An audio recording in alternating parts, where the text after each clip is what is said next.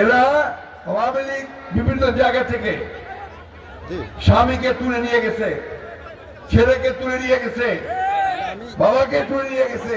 এই 12 বছর 13 বছর তারা জানে না এখনো যে তারা কোথায় আছে, মরে গেছে না বেঁচে আছে না কি হয়েছে। ওরা একটা মিলাদ করবে, সে মিলাদও করতে পারে না। এই অবস্থা আমি তৈরি করছি। আয়না ঘর তৈরি করছিল, আয়না ঘর। আয়না ঘর কি জানেন? ওটা তৈরি করছিল ধরে ধরে লেজার উঠে ইয়ে ওইখানে অত্যাচার করবে, নির্যাতন করবে, দিনের পর দিন, মানুষের পর মাস একটা ঘরের মধ্যে বন্ধ করে চোখ বেঁধে রেখে দিবে এবং সেইখানে তাকে বিভিন্ন রকম কথা বলানোর চেষ্টা করবে। 7 বছর, 8 বছর, 9 বছর, 10 বছর, 12 বছর একটা লোক ওই ঘরের মধ্যে আটকে রাখবে। এই কাজ করছে আওয়ামী লীগ, এই কাজ করছে শেখ হাসিনা। আজকে এমনি এমনি শেখ হাসিনা পালায় যায় নাই। এত পাপ করছে, এত অন্যায় করছে যে তার পালানো ছাড়া কোনো পথ ছিল না। তাই এই দেশের মানুষ যখন জেগে উঠছে, যখন আন্দোলন করছে, যখন বুক পেতে নিয়ে বুলেট নিয়েছে বুকের মধ্যে, তখন তাদের আর পালানোর জায়গা ছিল না। আপনাদের এই এলাকায় 4টা ছেলের প্রাণ গেছে, 4টা না, 4টা ছেলে। এই মোট এখন পর্যন্ত ঠাকুরগাতে 13 জন আমাদের নিহত, শহীদ হয়ে গেছে। শহীদ এই গণতন্ত্রের জন্য, ভোটের অধিকারের জন্য তারা শহীদ হয়ে গেছে। হাজার হাজার লোক তারা গুলিবিদ্ধ হয়েছে এবং এখনো তাদের চিকিৎসা চলছে। আমি কয়েকদিন আগেও একটা ছেলেকে দেখতে গেছিলাম, তার সমস্ত বুকে গুলি লেগেছে। আমার ছেলের বুকে যদি গুলি লাগে, আমি বাপ হয়ে, আমি ভাই হয়ে আমি কি স্থির থাকতে পারি? বন্ধুগণ, যার যায় সেই বুঝে ব্যথা তার, তাই না? আজকে আজকে আমাদেরকে সেই অবস্থায় নিয়ে গেছে। আমি এই কথাগুলো আপনাদেরকে বারবার মনে করে দিলাম এই জন্য যে অনেকে বলার চেষ্টা করে যে বিএনপিতে পারে নাই। আরে বিএনপি 15 বছর লড়াই করছে বলেই তো তোমরা পারছো বাবা, নাইলে জায়গাটা তো তৈরি হতো না। 15টা বছর অত্যাচার নির্যাতন সহ্য করে আমরা একটা অবস্থা তৈরি করেছি। সেইখানে অবশ্যই তোমাদেরকে আমি সাবাসী দেই, বাবা দেই, কৃতজ্ঞতা জানাই যে তোমরা সাহস করে দাঁড়িয়ে গেছো। এটাই হচ্ছে মুক্তির পথ। আর সেই কারণেই হাসিনাকে দেশ ছেড়ে পালাতে পালাইছে। ভাই ভালো হয়েছে, রক্ষা করছো। আমরা তোমার সঙ্গে ঝগড়া করতে চাইনি। তুমি কি করতেছ এখন? ওই ভারতে বসে তুমি ষড়যন্ত্র করতেছ। ভারতে বসে তুমি বিভিন্ন দেশে আবার বাঙালি মানুষদেরকে, বাঙালিকে বিভ্রান্ত করার চেষ্টা করছো। আর দুঃখজনক ভাবে এই কথা বলার চেষ্টা করতেছ যে আমাদের এখানে আমাদের হিন্দু সম্প্রদায়ের ভাইদের উপরে নাকি অত্যাচার হচ্ছে, নির্যাতন হচ্ছে। এই যে আমাদের মনোরঞ্জন দা এখানে আছে, নেপাল এখানে আছে, আমার দিদিরা, আমার মায়েরা, আমার মাসিরা আছে। বলেন তো দেখি, আপনাদের উপরে খুব বেশি নির্যাতন কিছু হয়েছে এখানে? হ্যাঁ, আপনাদেরকে কেউ ধমক দিয়েছে? কেউ বাড়ি দখল করে নিয়েছে? এটাই হচ্ছে বাস্তবতা। কিন্তু এইটাকে এই লোকেরা এমন কথা বলে, এমন ভাবে মিথ্যা কথা বলার চেষ্টা করছে। এই ছেলেরা বসো, বসো সামনে, সব বসো, বসো।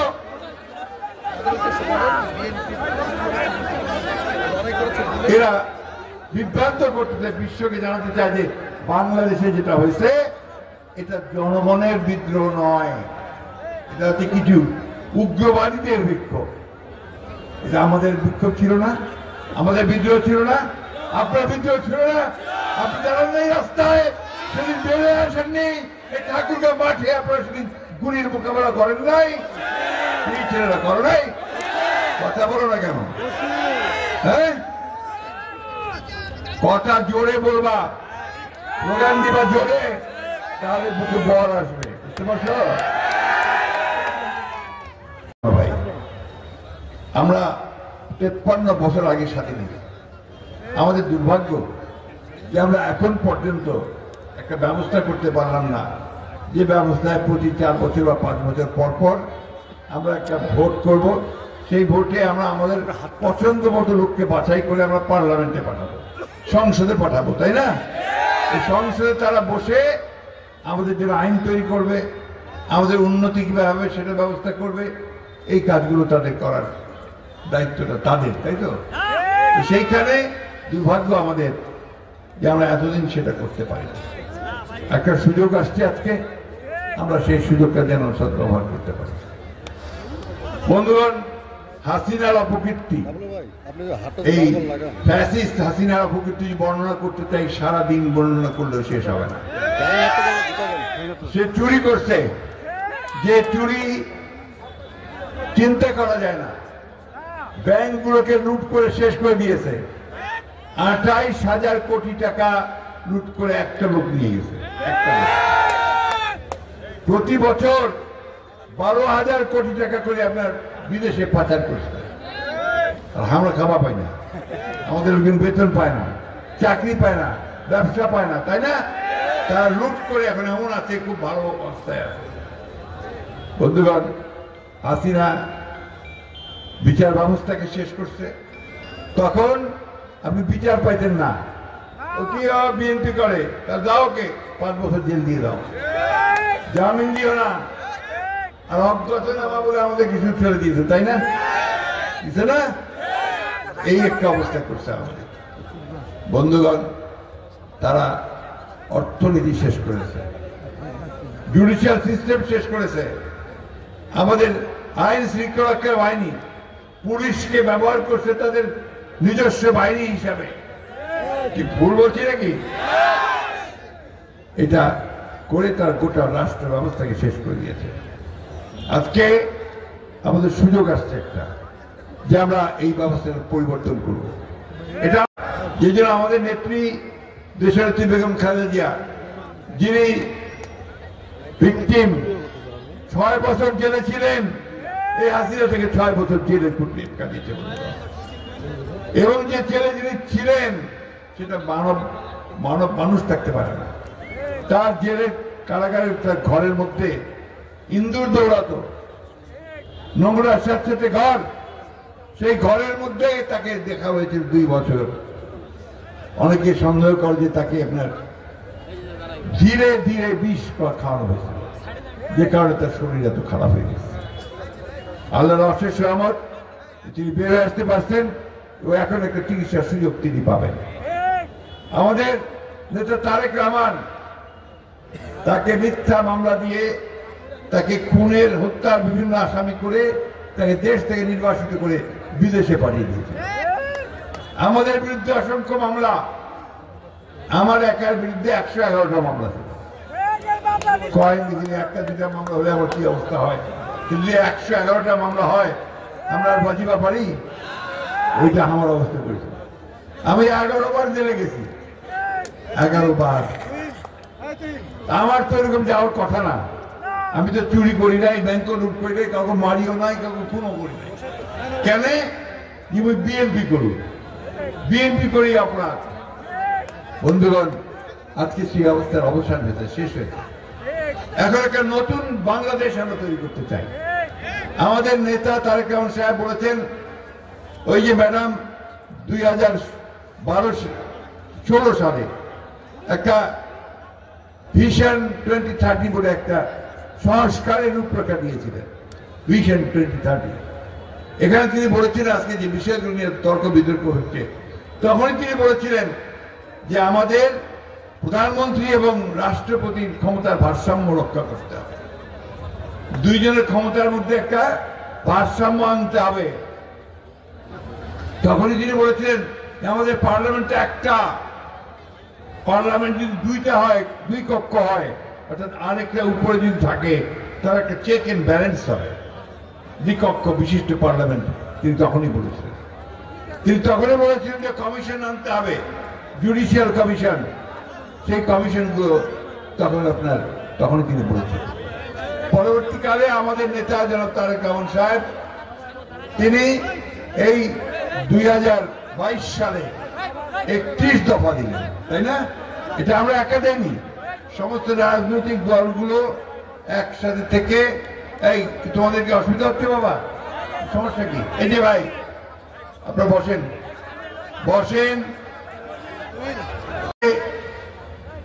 18 সালে উনি দিলেন 31 দফা। সেই কৃষ্ণভাগিত আজকে যে সংস্কার নিয়ে কথা হচ্ছে, শুনুন, আপনারা শুনতেছেন না? সংস্কার সংস্কার সংস্কার, টেলিভিশনে শুনতেছেন, বুঝেও পারেন সংস্কার কি জিনিস? পারেন নাকি? কন না, বলতে হবে আমাকে, সংস্কার বুঝেন?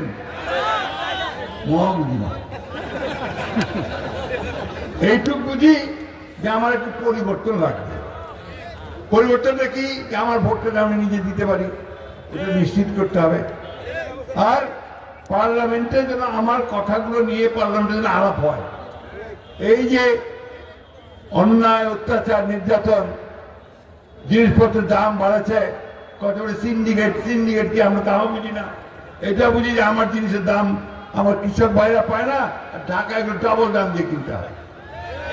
মাঝখানে একটা মধ্যস্বত্বভোগী বলে একটা গোষ্ঠী থাকে, যারা আপনার কারসাজি করে মুনাফাটা নিয়ে চলে যায়। এটা হচ্ছে কারসাজি, এটা আমরা চাই না।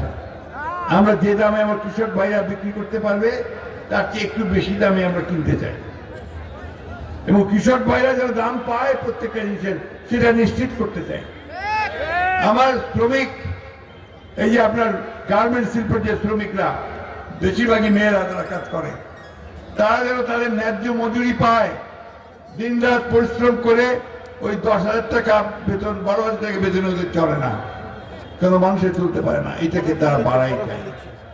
আমরা দিনের শেষে একটু শান্তিতে ঘুমাতে চাই, এই জিনিসটা আমাদেরকে করতে হবে।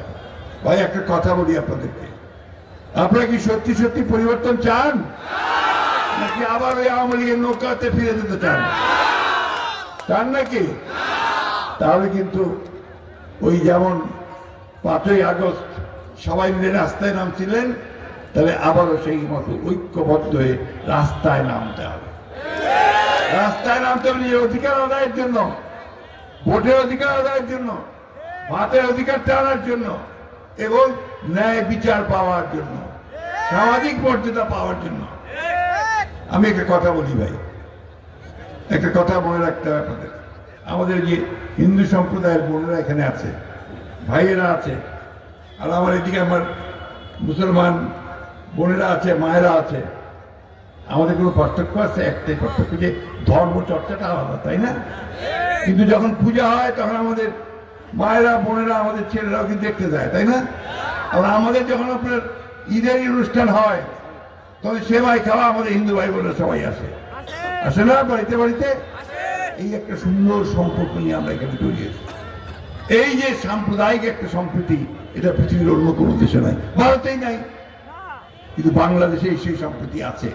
সুতরাং আমাদেরকে এখানে কেউ ওই ধরনের কথা বলে যেখানে আপনার সাম্প্রদায়িকতা হচ্ছে, এটা মানতে আমরা রাজি নই।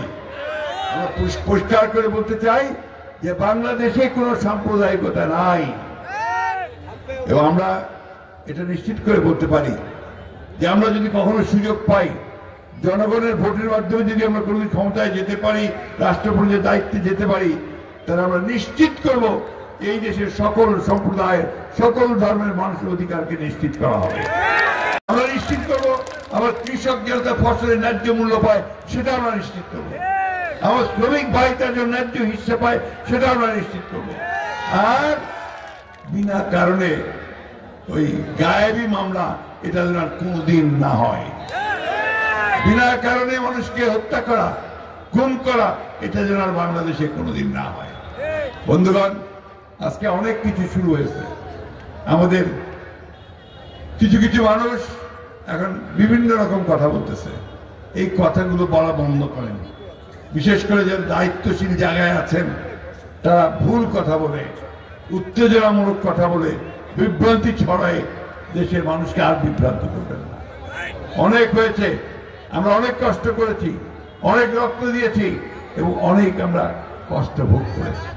তাই আজকে আমাদের কাছে যেটা সবচেয়ে বড় প্রয়োজন, আমরা শান্তিতে থাকতে চাই, আমরা শান্তিতে একটা নির্বাচন করতে চাই।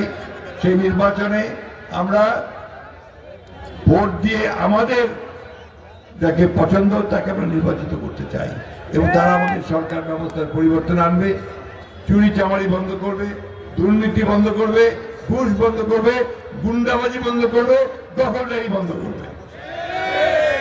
দখলদারদের আপনারা সহ্য করবেন না, যারা জোর করে চাঁদাবাজি করে তাদেরকে সহ্য করবেন না।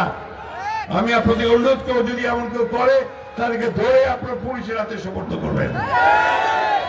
এটা কখনোই করা যাবে না, করতে দিবেন না। আপনার উপরে নির্ভর করবে যে আপনার দেশটাকে কিভাবে চালাবেন। সেই দেশটা আমাদেরকে, আমাদের দেশ, এটা কারো বাপের দেশ না।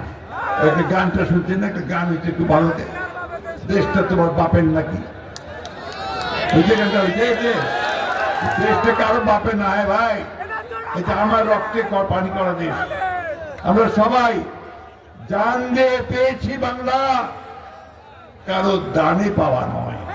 আমরা দান পাইনি, এটা আমরা প্রাণ দিয়েছি, জান দিয়েছি, রক্ত দিয়েছি। সেই বাংলাদেশ আমাদের বন্ধুগণ, সেই বাংলাদেশের জন্য আমরা সব সময় প্রস্তুত আছি। আমি বুড়া হয়ে গেছি, বুড়া হয়ে যাচ্ছি। আমি আমার সারাটা জীবন এই লড়াই সংগ্রামের মধ্যে আছি। একটা মাত্র লক্ষ্য আমার, যে আমি যেন বাংলাদেশকে সত্যিকার অর্থেই একটা নির্যাতন মুক্ত, শোষণ মুক্ত, শান্তিময়, প্রেমময় একটা বাংলাদেশ দেখতে পারি। সেটাই হবে আমাদের উপযুক্ত প্রাপ্তি। তাই অনুরোধ করব, আমরা কারোর উপর প্রতিহিংসা চালাতে চাই না, আমরা কারোর প্রতিশোধ নিতে চাই না। আমরা সবাইকে নিয়ে ভালোবেসে আমরা নতুন বাংলাদেশ গড়ে তুলতে চাই। আসুন আমরা সবাই মিলে সেই লক্ষ্যে কাজ করি। আমার শেষ কথা আপনাদের কাছে, আমি কিন্তু আজকে কোনো ভোটের প্রচারণা করতে আসি নাই আপনাদের এখানে। আমি যেই কথাটা বলতে এসেছি আপনাদের কাছে, এই কথাটা যে বন্ধুগণ, এই দেশটা আপনার, এই মাটি আপনার, এই মানুষগুলো আপনার। আপনাকে এটাকে রক্ষা করতে হবে। আপনাকে আপনার দেশের জন্য, মানুষের জন্য দরকার আরেকটা লড়াই লড়তে হবে যদি প্রয়োজন হয়। তাই আসুন আমরা আগামী দিনগুলোতে আমরা ঐক্যবদ্ধ হই। আমাদের নেতা তারেক রহমান এখনো দেশে ফিরে আসেননি। আমরা চাই যে তিনি অতি দ্রুত আমাদের মাঝে ফিরে আসুক। যারা যারা বাইরে আছেন তারা সবাই ফিরে আসুক। দেশনেত্রী বেগম খালেদা জিয়া চিকিৎসার জন্য যাবেন, তিনি সুস্থ হয়ে আসুক। আমরা সবাই একজোটে একসাথে এই বাংলাদেশকে সত্যিকার অর্থেই একটা স্ট্রেঞ্জার আমাদের যে স্বপ্ন, সেই সুন্দর স্বপ্নময় দেশ, একটা গণতান্ত্রিক দেশ, একটা বহুদলীয় গণতন্ত্রের দেশ, একটা ভবিষ্যতে আরো উন্নতি করব সেই আশার একটা দেশ তৈরি করতে চাই। সবাইকে, আপনাদের বিশেষ করে আমার ঠাকুরগাঁ সদরের ভাইদেরকে আমি আন্তরিকভাবে ধন্যবাদ